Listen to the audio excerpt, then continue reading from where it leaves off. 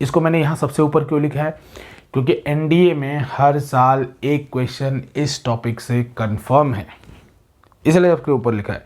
हाँ, last year जैसे इस बार को जो एनडीए लेटेस्ट लास्ट एग्जाम हुआ था उसमें 2 क्वेश्चन आए थे। ऐसे क्वेश्चन पूछेगा मोशन में जिसमें पेन भी उठाने की जरूरत न पड़े, क्वेश्चन सॉल्व हो जाए, लेकिन उसके लिए आपकी जो कॉन्सेप्ट है फिजिक्स का वो बड़ा सॉलिड होना चाहिए।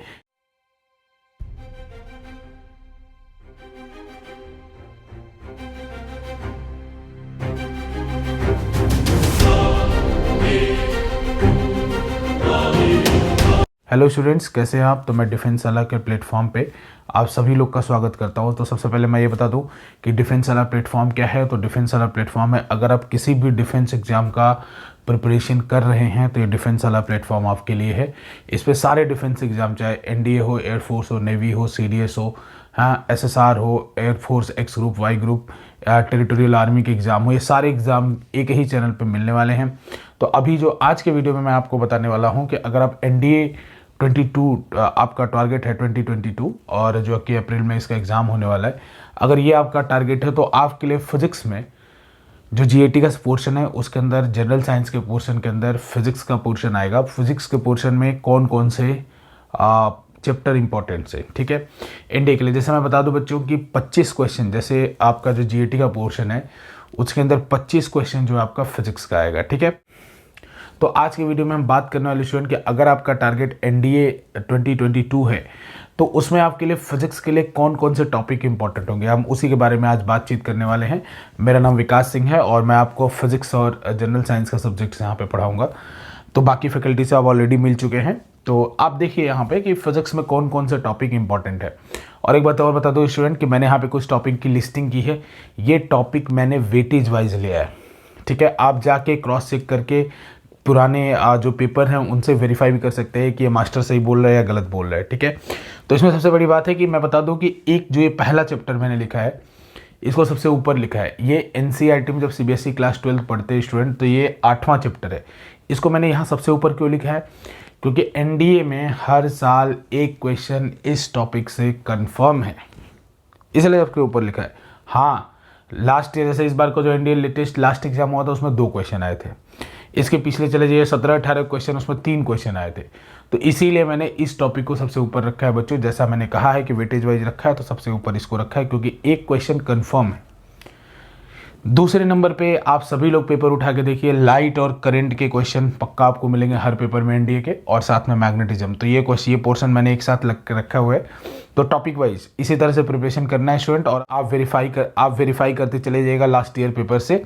तो ये जो टॉपिक मैंने मैग्नेटिज्म लिखा है, ग्रेविटेशन, फिर उसके बाद एक साल जो क्वेश्चन आया था बच्चों की आइस और स्टीम को मिक्स करते हैं तो मिक्सचर का फाइनल टेम्परेचर क्या होगा, इसीलिए मैंने थर्मल और थर्मोडायनेमिक्स को भी जगह दिया। थर्मोडायनेमिक्स में जैसे एक क्वेश्चन कि आप बाहर से आ रहे हैं कमरे के अंदर और आपको गर्मी लगी तो आपने सोचा ठीक है रेफ्रिजरेटर का डोर ओपन कर देते हैं, तो उस सिचुएशन में आपके रूम का टेम्परेचर क्या होगा after certain amount of time.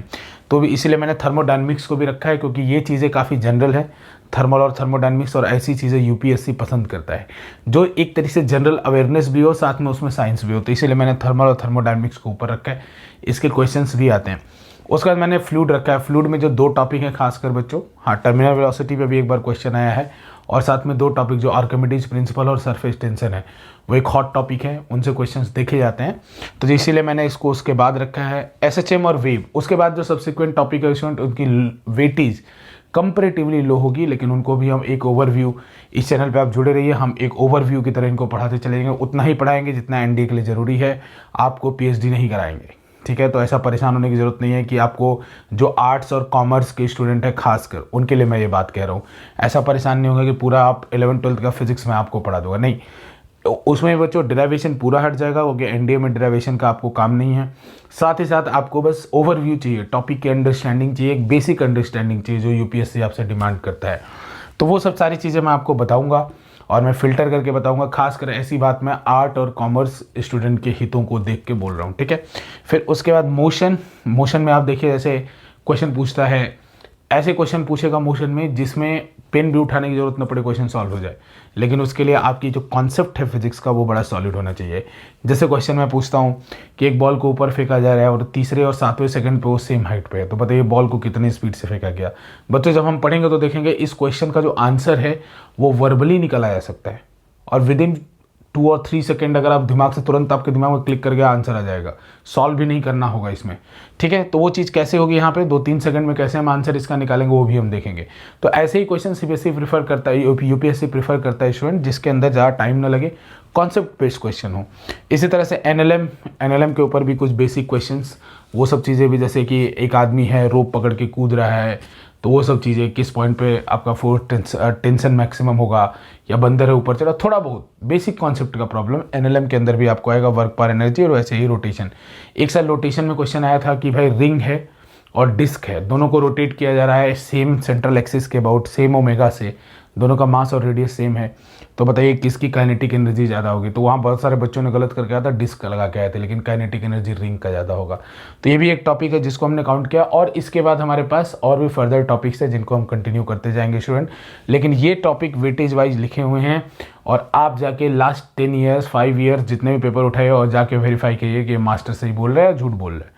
ठीक है, और एक बात और, हमारे चैनल से जुड़े रहिए, और बिल्कुल इस पर आपको पीरियोडिकली, जैसा आपने देखा था हमारे शेड्यूल आपको मिलेगा कि हर दिन एटलीस्ट एक वीडियो आएगा। और जैसा आप देख रहे हैं 6 बजे जीके का वीडियो आएगा, 7 बजे साइंस का यानी मेरा वीडियो आएगा, और 8 बजे मैथ्स का वीडियो आएगा। एटलीस्ट एक वीडियो डेली आएगा, तो ज़रूर हमारे चैनल का सब्सक्राइब करें। और एनडीए अप्रैल का पूरा सिलेबस हम अपलोड करने वाले हैं, इसमें आपको कहीं भी जाने की ज़रूरत नहीं होगी, किसी और भी चीज़ों पे डिपेंडेंट रहने की ज़रूरत नहीं होगी स्टूडेंट। आप जल्दी इनके ऊपर आप सॉल्व कर सकते हैं। ठीक है, जो बहुत जल्दी हम Q&A सेशन भी लेंगे आगे चल के, जैसे जैसे हम एनडीए पास आता जाएगा, क्वेश्चन आंसर सेशन भी इसके हम लेंगे। ठीक है, तो बहुत बहुत धन्यवाद, और आप लोग मन लगा के पढ़िए, और ये it's a time to serve your country. और बेटा जुनून होना चाहिए पढ़ाई के लिए, तभी आप एनडीए को क्वालिफाई कर पाएंगे। बहुत बहुत धन्यवाद।